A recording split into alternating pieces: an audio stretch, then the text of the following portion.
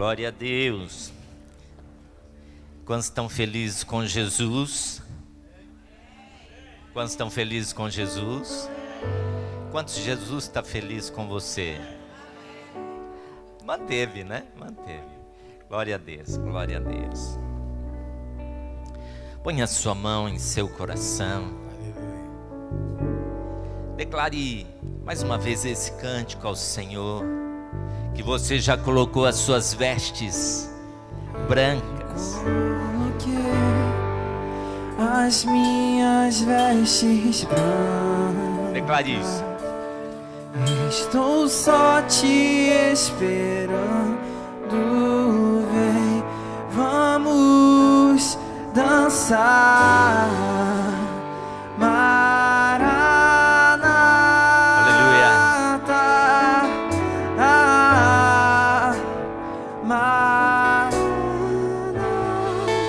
A palavra de Deus declara que João viu uma grande multidão, miríades, milhares de pessoas vestidas de brancos. E aí ele perguntou para o anjo: quem são esses? Quem são esses? Quem são esses? E ele disse: esses são os que lavaram as suas vestes no sangue do Cordeiro. Levante as suas mãos. Senhor, nós tomamos posse do sangue de Jesus. Aleluia! Tomamos posse daquilo que Jesus fez na cruz do Calvário. E estamos aqui em sua presença. Declare isso: eu já coloquei as minhas vestes santas. Declare isso. As minhas vestes brancas, estou só te esperando. Vem, vamos dançar.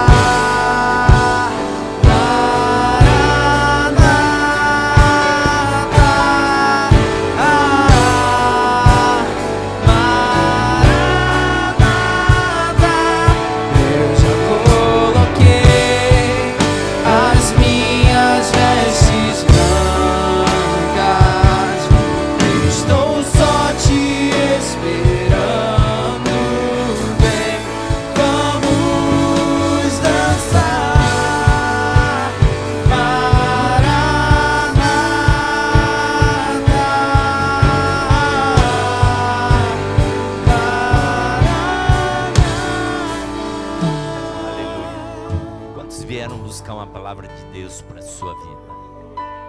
Amém, querido? Deixa-me te dizer algo. Se você veio ouvir uma palestra, ok, talvez você aprenda alguma coisa. Mas se você veio com essa intenção de ouvir a voz de Deus para a sua vida, certamente Deus tem uma palavra para você. Buscar-me-eis e me achareis, quando me buscardes de todo o vosso coração. Você me buscará e eu me deixarei ser achado por ti. Olha que tremendo. Aleluia. Glória a Deus. Deus é um Deus que marca lugares para falar com algumas pessoas. Deus é Deus que marca lugares para falar com algumas pessoas. A palavra de Deus e alguma linha teológica que defendem que Deus criou Adão em Israel, em Jerusalém, mas que Deus depois transportou Adão para o Éden, um lugar especial, um lugar onde Deus vinha todas as tardes, com hora marcada. Deus tem hora marcada para falar conosco. Deus tem hora marcada para falar com você. E a Bíblia diz que Ele vinha todos os dias, às 6 horas da tarde, mais ou menos, na viração do dia, entre 5 e 6 horas, para falar com Adão e Eva.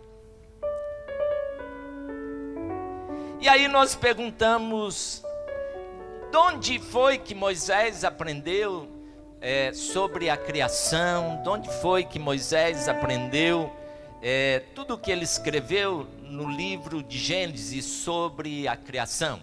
Certamente aprendeu a partir de Adão. Adão, todos os dias, ele e Eva sentava com Deus lá no Éden, e ele falava: papai, como é que o Senhor criou tudo isso aqui?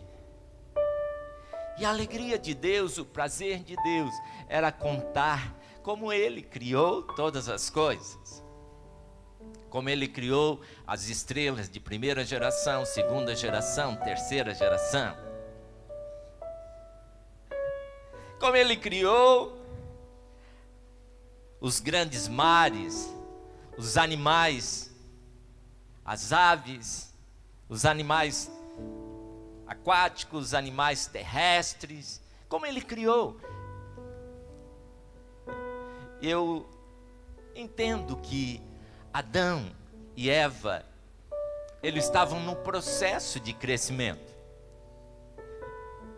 E a Bíblia diz que Deus vinha todos os dias conversar com os dois.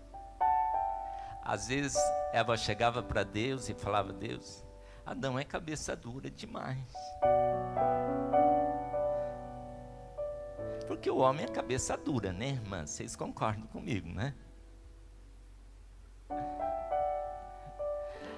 Aí Deus falava com Eva: Eva, tenha paciência. Ele vai mudar, vai mudar. E tinha hora que Adão falava: Deus, olha, a mulher que o Senhor fez está difícil. Está difícil. Um dia eu falei com Deus: Deus, muda a Amélia. Se o Senhor não mudar a Amélia, está difícil. Amélia é minha esposa. Aí eu cheguei à conclusão, orando, adorando a Deus. Falei: Deus, me muda, porque se o Senhor mudar, ela vai ficar melhor do que está. E aí meus defeitos vão sobressair.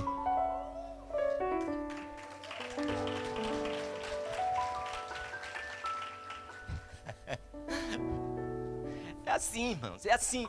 Agora Deus era um bom terapeuta. Deus era um bom terapeuta. Por isso Adão e Eva cada dia cresciam em sabedoria, graça e estatura diante de Deus. Eu disse para vocês que Deus tinha um lugar que Ele gostava de falar com o homem. E esse primeiro lugar se chamava Éden.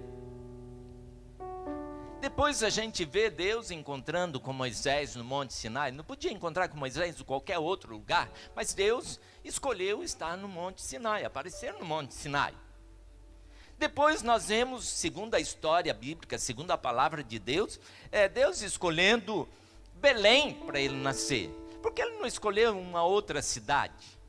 Foram perguntar para os sacerdotes, como que os profetas disseram, onde nasceria o Messias. Ele escolheu Belém, porque é ali que ele escolheu. Ele escolheu morrer no Calvário. Então Deus escolhe alguns lugares, e Deus escolheu este lugar para falar com você nessa noite. Deus escolheu este lugar para falar com você nessa noite. Mas acontece o seguinte: Deus era amigo do homem, e o desejo de Deus era, nessa amizade, que o homem viesse a crescer, a se desenvolver. E Abraão também foi chamado amigo de Deus. Enoque foi chamado amigo de Deus, porque andou com Deus e já não era, Deus o tomou para si. Um dia Deus chegou para Enoque e falou: Enoque, nós estamos andando tanto tempo junto, que está mais perto para nós irmos para a minha casa do que para ir para a sua. Aí Enoque falou: então tá bom, então eu vou para a sua casa. Deus toma Enoque. Quantos estão dormindo, diga amém. Graças a Deus não tem ninguém dormindo. Vocês estão prestando atenção, que vocês estão tão quietinhos que eu falei. Aí criou-se uma inimizade. A serpente criou uma inimizade, e Paulo fala isso, que quando Jesus morreu na cruz do Calvário, a separação, a inimizade que havia entre Deus e o homem acabou. Acabou.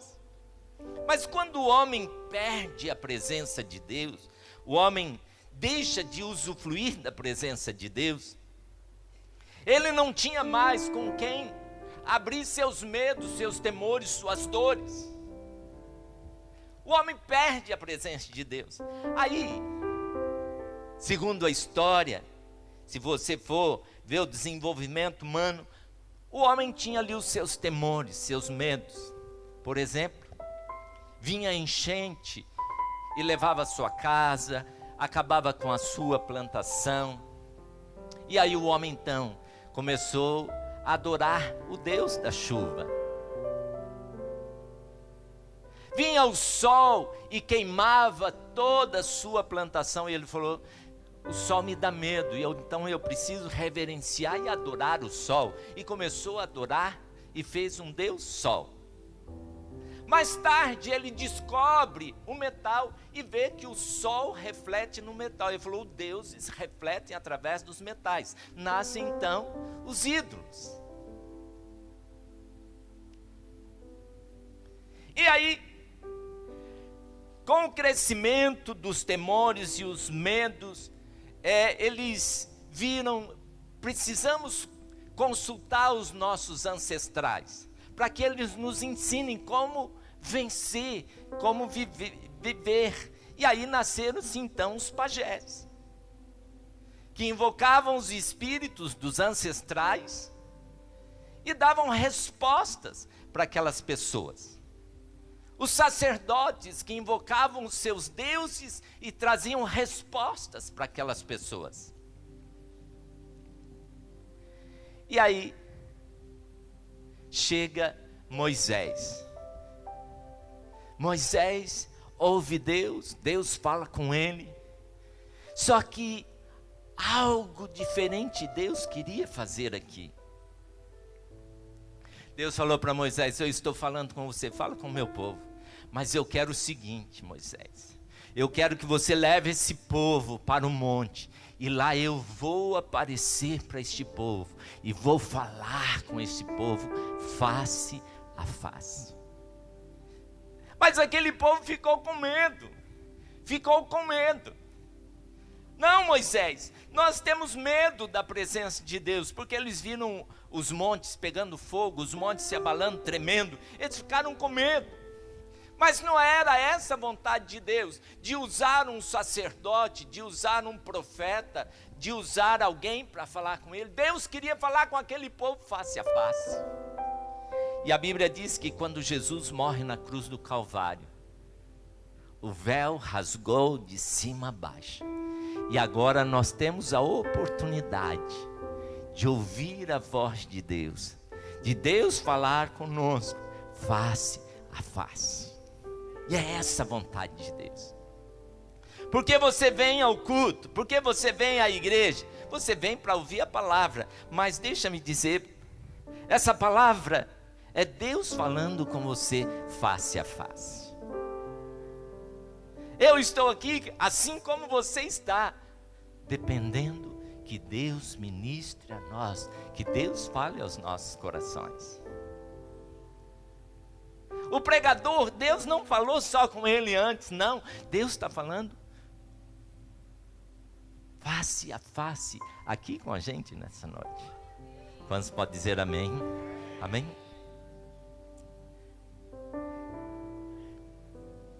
Quando as pessoas iam consultar os seus deuses, os seus oráculos, naquela época os oráculos davam respostas através de enigmas. Qual que era a proposta do enigma? Da pessoa pensar, da pessoa meditar, da pessoa buscar conhecimento em cima daquilo que foi orientado.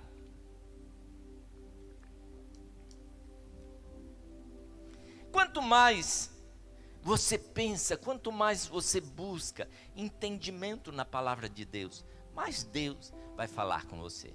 Eu lembro quando eu era novo convertido, sabe, Erlen? Lá em São Paulo, novinho, 40 anos atrás, foi esses dias, estava lá, eu ia e o pastor pregava e eu falava: não não concordo, esse pastor está querendo me convencer. Aí eu ia para casa e ia estudar a Bíblia e falava, Deus fala comigo, porque se o Senhor não falar comigo, eu não vou acreditar nessa palavra. Porque esta é a proposta da palavra de Deus, que você venha, ouça, caia no seu coração e você vai para casa falando, Deus, confirma essa palavra no meu coração, fala o meu coração. Esses dias, a pastora Daniela estava pregando sobre propósito. E ela deu uma definição de propósito, que propósito não é aquilo que você faz, mas o propósito de Deus é que você o conheça. Irmãos, isso caiu no meu coração como uma bomba, e eu fui para casa e falei, Deus, fala comigo, porque eu 40 anos tentando ser alguma coisa para o Senhor, fazer alguma coisa para o Senhor, e o propósito é que eu o conheça, eu conheço o Senhor no meu trabalho, eu conheço o Senhor através daquilo que fazemos na igreja, eu conheço o Senhor nos meus relacionamentos. Isto é propósito, conhecer Deus cada dia. Você sabe por que você nasceu? Você sabe por que eu nasci? Eu descobri esses dias. Eu nasci com um único propósito: conhecer a Deus. Conhecer a Deus. Esse é meu desafio, esse é o seu desafio nessa terra. Pensa comigo, não tem sentido, irmãos, você nascer, crescer, se formar, ter uma profissão, casar, ter filhos. Não é só isso, não é só isso. Não é só isso. O propósito de Deus é que venhamos conhecer. Não escolheste vós a mim. Não foi você que escolheu o Senhor te escolheu. Quando você estava sendo gerado no ventre da sua mãe, Ele te escolheu. Ele te escolheu com que propósito? Que você o conheça. Ou que você o conheça. Este é o propósito de nós virmos para a igreja, esse é o propósito de nós termos célula, esse é o propósito de nós estudarmos a palavra de Deus, é conhecermos a Deus.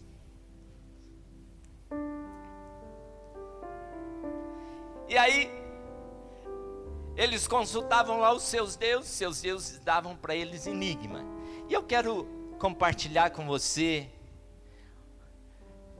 Salomão foi um dia consultar um sábio. Atenda que Deus quer falar contigo, atenda. Ele foi consultar um sábio. E o sábio deu para ele um enigma. E eu quero meditar com você nesse enigma que Agur deu para Salomão.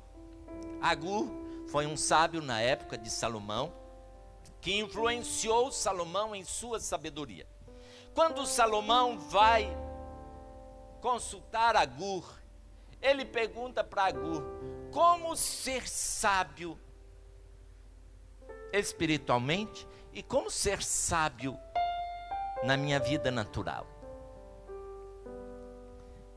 Sabedoria nada mais é de que você colocar aquilo que você sente, aquilo que você pensa, o seu mundo interno de forma clara, que o outro venha entender o que você sente, o que você pensa,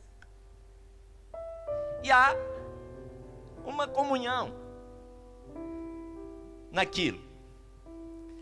A sabedoria espiritual nada mais é do que você entender as coisas de Deus no seu interior, no seu espírito, e você vivenciar isso de forma clara, de forma que esteja em equilíbrio a sua vida espiritual com o mundo natural.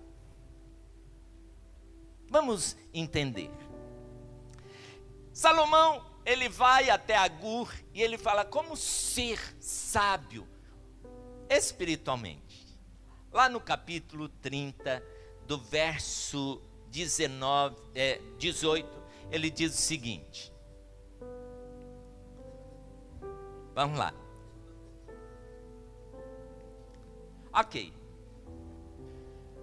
Estas 3 coisas me maravilham, e 4 há que não conheço.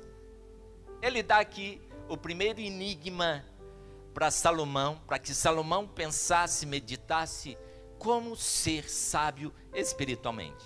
Ele diz o seguinte: 3 coisas me maravilham, mas 4 há que não conheço, que eu não consigo entender muito claro.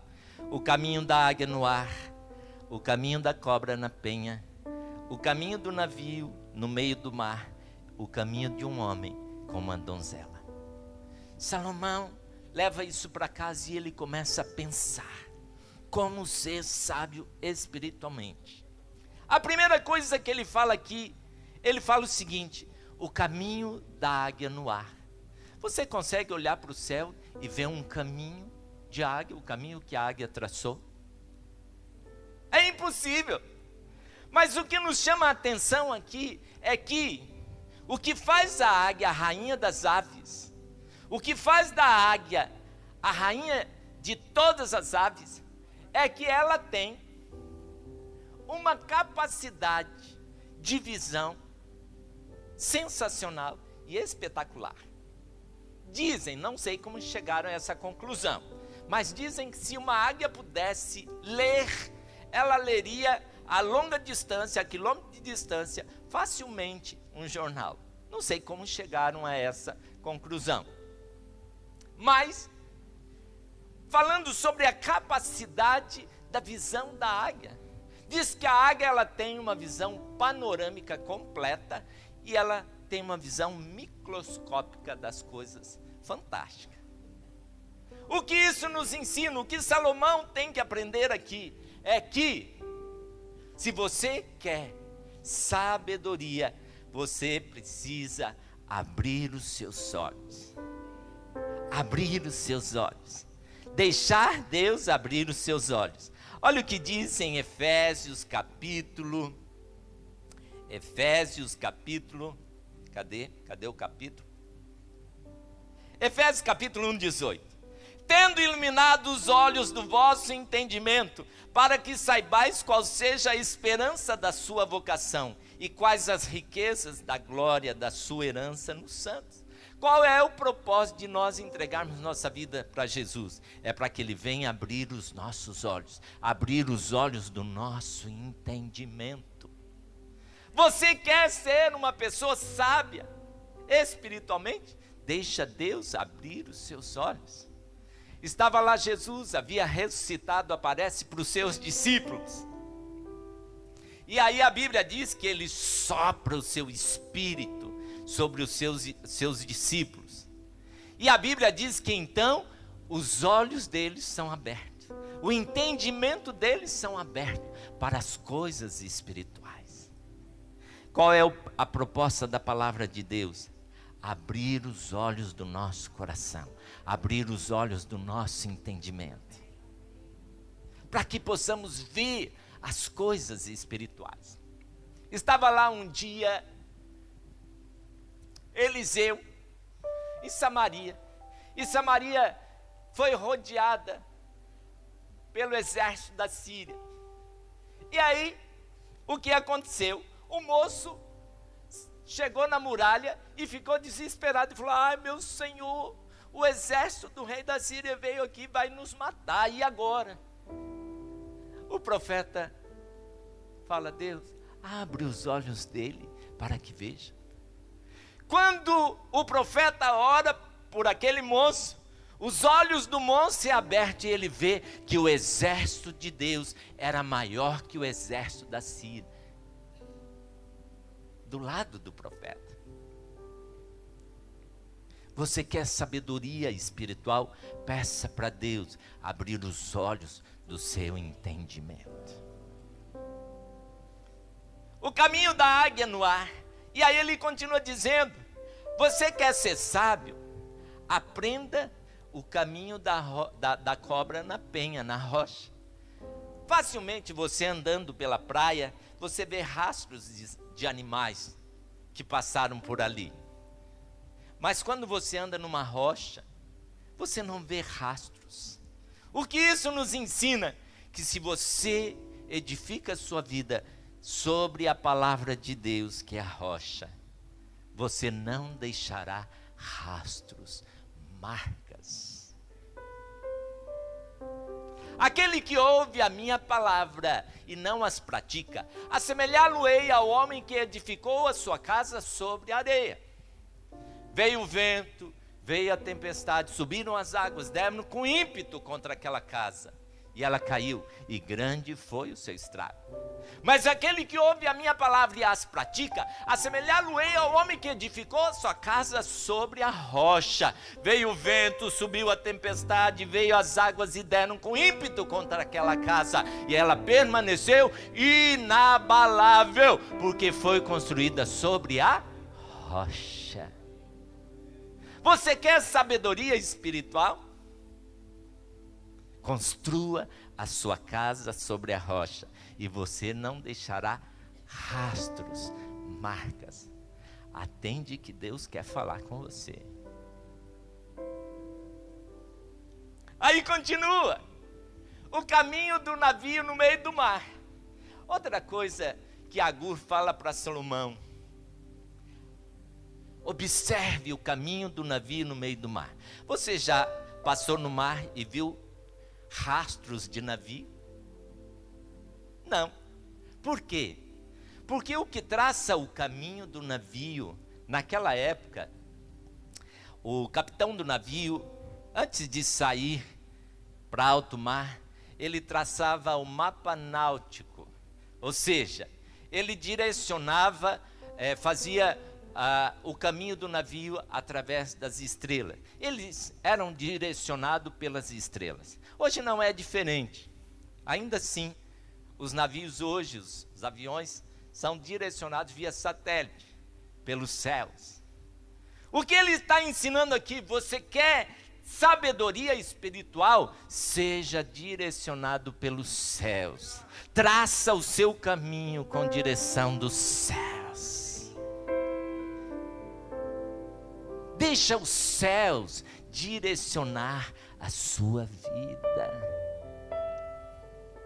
A Bíblia diz que os magos vieram do Oriente, procurando Jesus.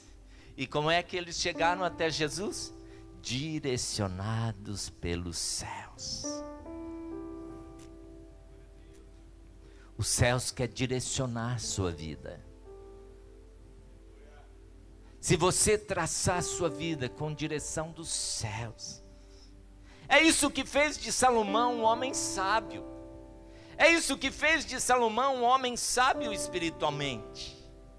E aí ele termina dizendo: olha, outra coisa que você precisa entender é o caminho de um homem como uma donzela. Ou seja, por que Deus confiou em Abraão? Irmãos, embora Abraão pudesse ter muitas esposas, ele optou por uma.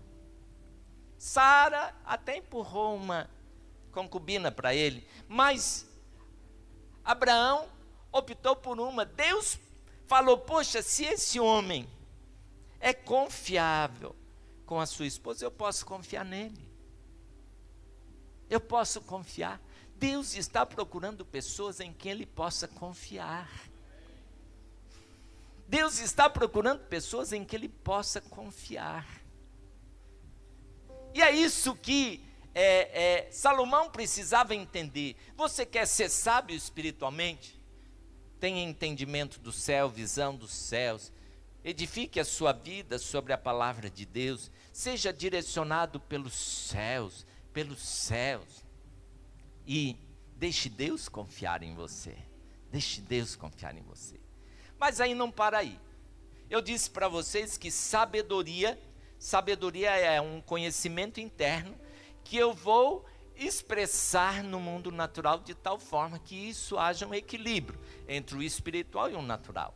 Agora, Agur fala para ele o seguinte: agora você precisa aprender a ser sábio na sua vida natural. E aí ele fala outro enigma, lá no verso 24, olha o que ele diz.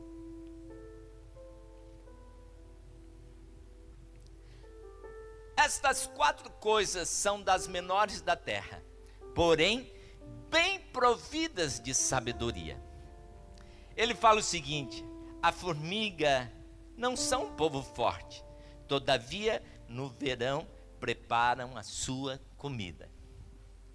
Você quer sabedoria natural? Aprenda a trabalhar.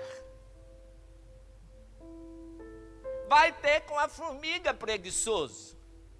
Tem gente que fica deitado em berço esplêndido, esperando que o céu haja a favor dele. E Deus está falando, vai trabalhar. Vai trabalhar. Algumas pessoas falam, quando eu chegar no céu, quero ter uma conversa com Adão. Porque depois que Adão pecou, o homem teve que trabalhar. Mentira, irmãos. Deus deu trabalho antes do homem pecar. Trabalho é dom de Deus. Aprenda a desenvolver a sua vida natural. Você quer ser sábio? Viva o presente. Ele está falando que as formigas trabalham hoje. Trabalha hoje e o suprimento virá amanhã. Não sei por que pararam de dizer amém, mas é amém, né? Aí ele continua dizendo, olha o que ele fala aqui. Os coelhos são um povo débil, um povo frágil. Contudo, põe sua casa na rocha. Onde está a minha proteção? Onde está a minha proteção natural? Na presença de Deus, na palavra de Deus, no propósito de Deus.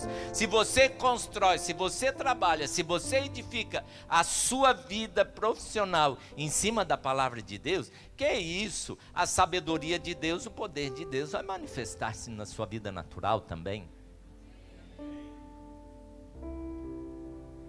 E aí ele continua dizendo o seguinte, Jesus falou, meu pai trabalha até agora, e eu trabalho também. Então, você quer sabedoria na sua vida natural? Aprenda esses enigmas que Agur está ensinando para Salomão. Aí ele diz outra coisa aqui, olha o seguinte, o gafanhoto não tem rei, contudo todos saem e em bando se repartem. Olha que interessante, não trabalhe só na presença do seu chefe. Quer seu chefe esteja ou não esteja, trabalhe. Não trabalhe somente na presença do seu patrão. Assuma a sua função e a sua responsabilidade. Não sei por que acabou o amém, mas eu vou continuar pregando. Porque é o que a palavra de Deus diz. Você quer ser sábio espiritualmente? Existe uma maneira. Você quer ser sábio na sua vida natural? Você quer ser uma pessoa bem-sucedida na sua vida natural? Agur está ensinando aqui. Ensinando um homem que foi um homem mais rico da face da terra, Salomão. Vocês acham que Salomão foi rico por quê? Aprendeu a sabedoria de Agur. Sabedorias espirituais e sabedoria que se manifesta no mundo natural. Aí ele diz o seguinte, os gafanhotos não têm rei. Entenda o seguinte, se você está responsável por algo, cumpra a sua parte, faça a sua parte. Independente se o outro faz ou não. Ah, fulano não está fazendo, eu não vou fazer também. Mas você tem o seu propósito, você tem a sua função. Aprenda a fazer aquilo que foi colocado na sua responsabilidade. Isso para todas as áreas da vida. E aí ele continua dizendo aqui, encerra dizendo o seguinte: olha a aranha, olha a lagartixa, se pendura pelas mãos, está nos palácios do rei. Se você procurar bem aqui na igreja, aqui tem aranha, tem algumas lagartixas por aí, uns camundongos. Não paga aluguel, não paga energia e moram no centro do Recreio, num condomínio fechado, hein? O que ele está ensinando aqui, o que ele nos ensina aqui, é que se você aprende os princípios naturais, você será colocado em lugar de honra.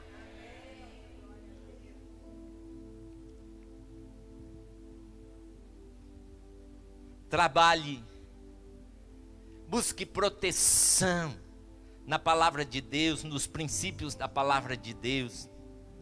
Cumpra a sua parte e você será promovido. Tem gente que quer promoção sem olhar para os princípios.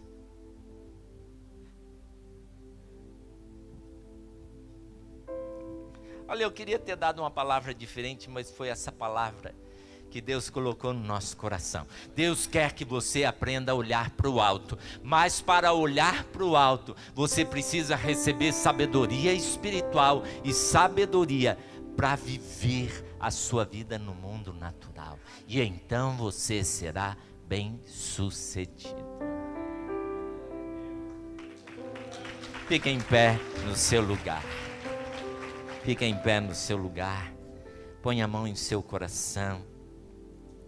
Quando nós nos achegamos para a casa de Deus, o prazer do nosso Deus é falar aos nossos corações. O prazer do nosso Deus é nos abrir as Escrituras. E o prazer do nosso Deus é nos dar a unção da sabedoria. A unção de sabedoria para a sua vida nessa noite. A unção de sabedoria espiritual e sabedoria para a sua vida natural do dia a dia, em nome de Jesus. Aleluia. Amém? Põe a mão no seu coração. Vamos adorar o Senhor. Se Deus falou com você, se o Espírito de Deus ministrou a sua vida, e você quer receber esta unção de sabedoria, você pode sair do seu lugar e vir aqui. Aleluia. E ajoelhar no altar. Os pastores vão estar ungindo a sua vida, vão estar ungindo você com esta unção dos céus, em nome de Jesus. Aleluia. A sabedoria de Deus espiritual para você nessa noite.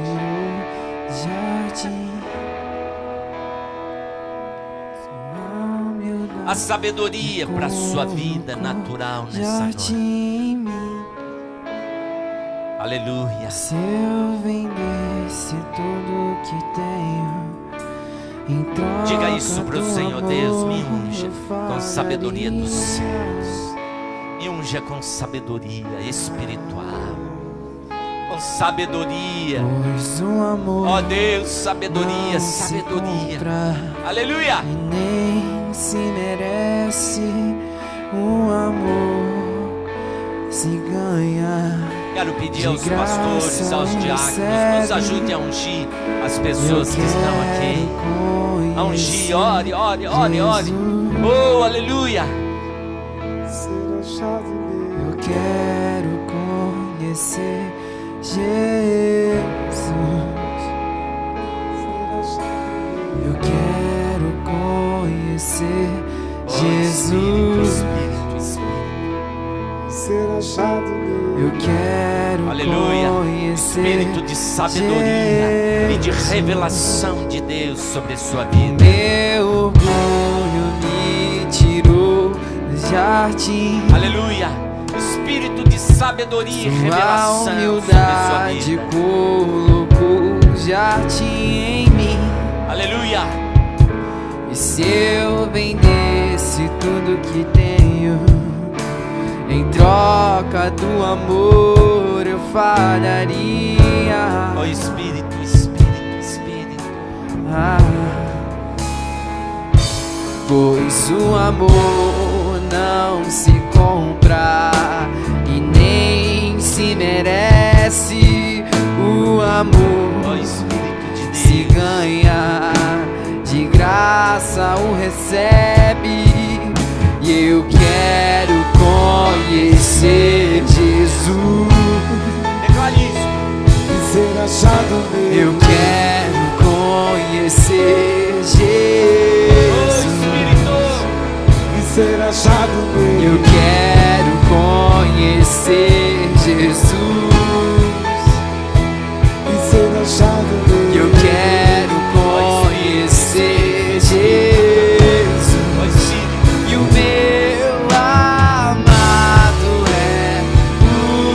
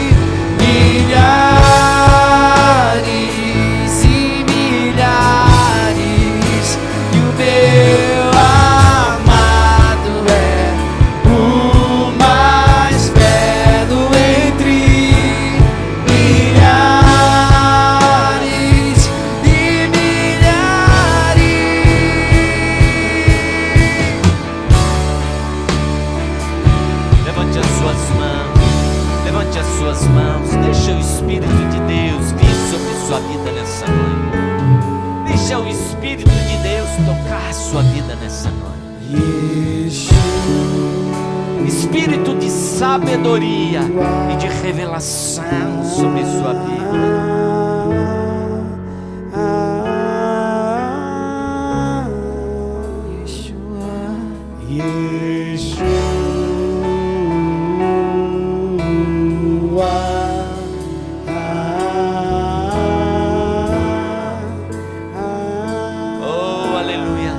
Nós como igreja estamos aqui nessa noite. Pedimos, derrama sobre nós o Espírito de sabedoria. Ó Deus, em o nome de Jesus, derrama sobre nós. Declare isso, declare isso.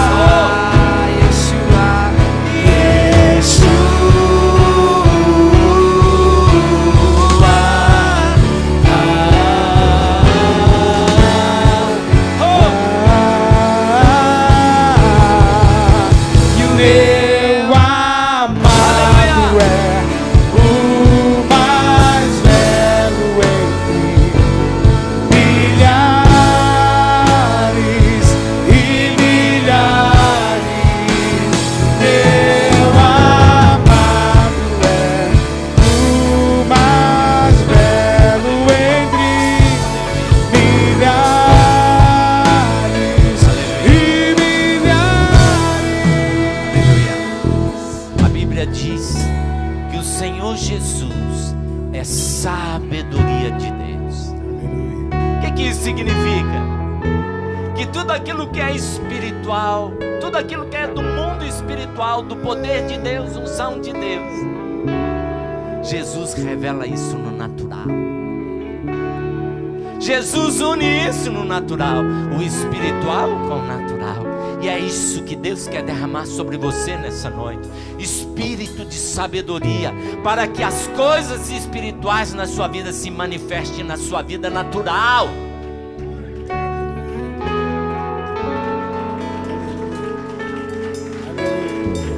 Levante as suas mãos e diga: eu recebo espírito de sabedoria. Eu recebo espírito de sabedoria. E através da minha vida, na minha vida natural, as coisas espirituais vão se manifestar. Levante as suas mãos. Que o Senhor te abençoe e te guarde. Que o Senhor faça resplandecer o seu rosto sobre ti. Que o Senhor tenha misericórdia de ti. Que o Senhor derrame sabedoria espiritual. E que esta sabedoria espiritual se manifeste na sua vida natural. O espírito e o natural se manifeste em sua vida cada dia, cada momento, cada instante. Que o Senhor te dê muita paz no seu coração. Paz com Deus, paz de Deus e paz com os homens. E esta semana, na sua vida, porque você tem sabedoria espiritual e sabedoria natural, como vai ser a sua semana? Sobrenatural. Como é que vai ser a sua semana? Sobrenatural, sobrenatural, sobrenatural. Deus te abençoe, Deus te abençoe, Deus te abençoe. Aleluia! Yeshua.